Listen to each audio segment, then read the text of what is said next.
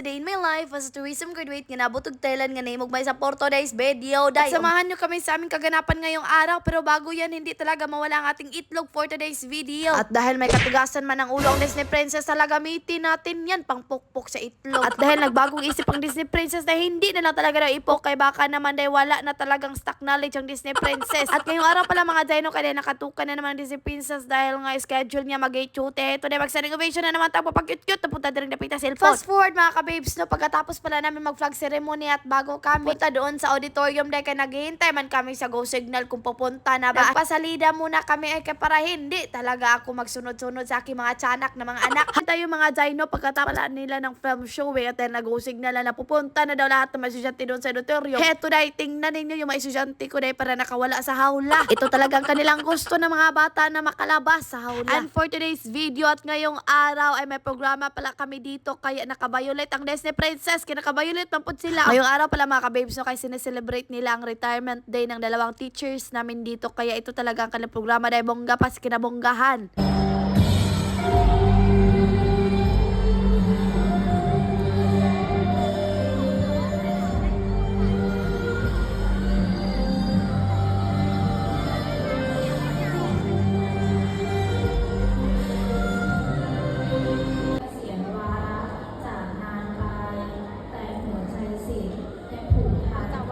At tingnan ninyo mga kabibs, so ganito pala sila magbigay ng pugay ng respect para sa mga elderly. Alam nyo ba mga Dino, kahit hindi ko talaga alam yung buong speech niya, pero nakakaiyak talaga. Ganito naman talaga kapag retirement day, kaya syempre mamimiss niya yung mga estudyante niya, mga teachers niya and everything. Lalong-lalo na, mamimiss niya yung sweldo.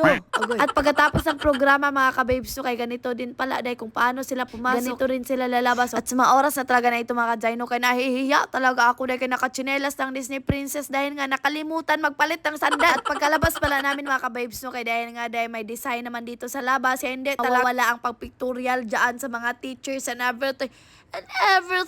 Pagpasensyaan nyo na talaga yung boses ko kaya medyo hindi talaga feeling well ang Disney Princess. At sa mga oras na ito pagkatapos ng kumain namin estudyante ay sumunod na rin kami. At dahil yung mga teachers ay kumain doon sa every classroom, dito na rin ang Disney Princess kumain kay Sundugera Bayata. Dati talaga mga kabibs, kaya hindi talaga kaya sa aking sikmura na kumain ng Thai foods dahil ewan ko lang talaga, pero dahil kapag nasanay ka talaga dahil lagi mo talagang hanap-hanapin yung anghang. At sa mga oras na ito, alauna ng hapon pagkatapos namin kumain mga Dino, kay naghintay ako dito sa aking motor kay para naman dahil makauwi ng Disney Princess dahil half day lang kami ngayon. Buti na lang talaga may kabiyagan ako na marunong na magtay kaya dahil napatawag talaga ako ng motor sa kanya kay mahirap naman po na nakadress ang Disney Princess parang Disney Princess pero magbakuli hindi talaga ako. It's not giving. Charis lang to ha, joke lamang iyon de, wag seryosohin. Parang dito na lang talaga tayo taman hanggang dito na lang. See you in my next mini vlog. Kapo na ka, giubo ang Disney Princess.